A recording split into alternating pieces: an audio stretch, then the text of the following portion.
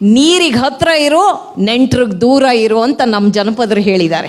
ಆದರೆ ನಾವು ಬದುಕೋದೇನಕ್ಕೆ ಹೇಳಿ, ನೆಂಟ್ರೆದ್ರಿಗೆ ಸರೀಕ್ರೆದ್ರಿಗೆ ತಲೆ ಎತ್ತಿ ಬದುಕಬೇಕು ಅಂತ ಬದುಕ್ತೀವೋ ಹೊರತು ಫ್ರೆಂಡ್ಸ್ ಹತ್ರ ನಾವು ಹೆಂಗಿದೀವೋ ಕುಲ್ಲಂ ಕುಲ್ಲ.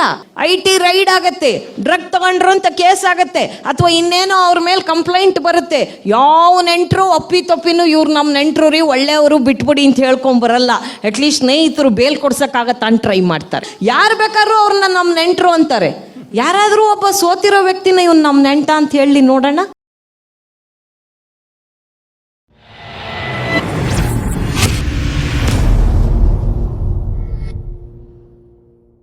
ಸ್ನೇಹಿತರು ಅಂದರೆ ಯಾರ್ರೀ?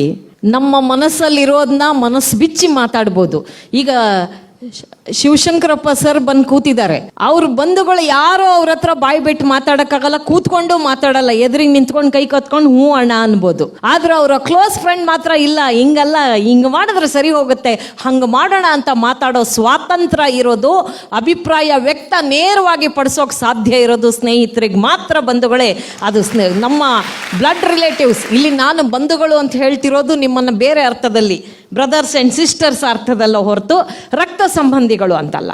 ಹಂಗಂತ ಎಲ್ಲ ರಿಲೇಟಿವ್ಸ್ ಕೆಟ್ಟವರು ಅನ್ನೋದು ನಮ್ಮ ವಾದ ಅಲ್ಲ.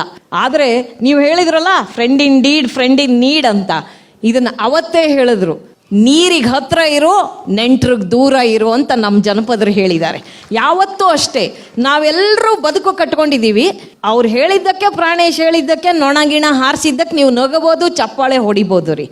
ಆದರೆ ನಾವು ಬದುಕೋದೇನಕ್ಕೆ ಹೇಳಿ, ನೆಂಟ್ರೆದ್ರಿಗೆ ಸರೀಕ್ರೆದ್ರಿಗೆ ತಲೆ ಎತ್ತಿ ಬದುಕಬೇಕು ಅಂತ ಬದುಕ್ತೀವೋ ಹೊರತು ಫ್ರೆಂಡ್ಸ್ ಹತ್ರ ನಾವು ಹೆಂಗಿದೀವೋ ಕುಲ್ಲಂ ಕುಲ್ಲ. ಯಾವತ್ತೂ ಫ್ರೆಂಡ್ಸ್ ಹತ್ರ ಏನೂ ಮುಚ್ಚಿಡೋ ಅಂಥ ಸಂಭವಗಳು ಇರೋದಿಲ್ಲ. ಬಟ್ ನೆಂಟ್ರೆದ್ರಿಗೆ ಮಾತ್ರ ನಮ್ಮ ಒಳ್ಳೆ ಫೇಸನ್ನೇ ತೋರಿಸ್ಕೊಳಕ್ಕೆ ಇಷ್ಟಪಡ್ತೀವಿ. ಇಷ್ಟೆಲ್ಲ ಹೇಳಿದ್ರಲ್ಲ, ಏನೋ ನಾವು ಬಿದ್ದರೆ ಕಾಲು ಹಿಡಿತಾರೆ ಸ್ವಾಮಿ, IT ರೈಡ್ ಆಗತ್ತೆ, ಡ್ರಗ್ ತಗೊಂಡ್ರು ಅಂತ ಕೇಸ್ ಆಗತ್ತೆ, ಅಥವಾ ಇನ್ನೇನೋ ಅವ್ರ ಮೇಲೆ ಕಂಪ್ಲೇಂಟ್ ಬರುತ್ತೆ.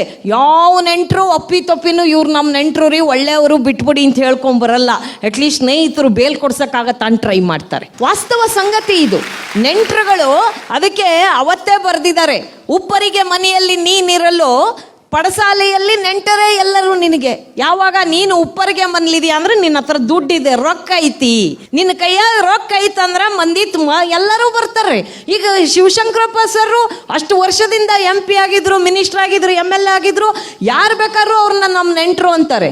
ಯಾರಾದರೂ ಒಬ್ಬ ಸೋತಿರೋ ವ್ಯಕ್ತಿನ ಇವ್ನು ನಮ್ಮ ನೆಂಟ ಅಂತ ಹೇಳಿ ನೋಡೋಣ? ಹೇಳಲ್ಲ.